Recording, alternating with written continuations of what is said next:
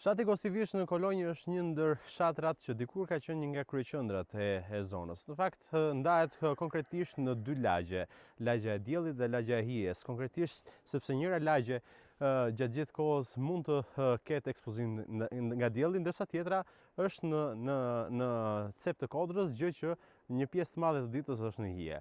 Por ajo që shihet është se edhe pse fshati ka një sipërfaqe tepër të madhe, një shpërndarje tepër të madhe, shumë banesa të ngritura, një pjesë e tyre janë duke u rënuar.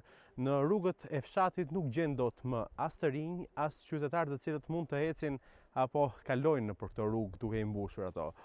Nuk e di çfarë po ndodh, por shpopullimi po prek të gjithë territorin e juglindjes, kryesisht të gjithë fshatrat, gjë që po e bën këtë vend një vend pabanueshëm.